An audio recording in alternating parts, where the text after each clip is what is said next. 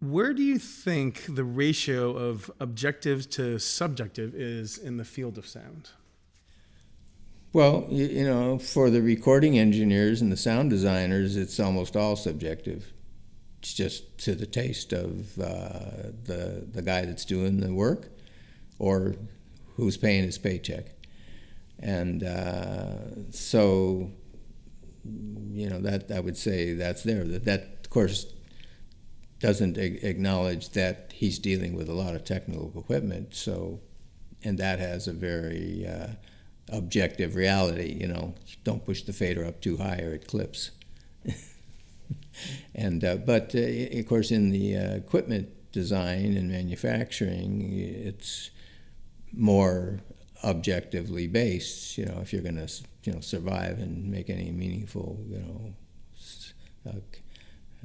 consistent product. But even in that, it's still, there's still a big subjective part of the operation. So subjectively, you have to figure out what it is. And for me, I figured out pretty early on that I have to please myself. If I can't please myself, I'm certainly not going to have a too decent chance of pleasing anybody else.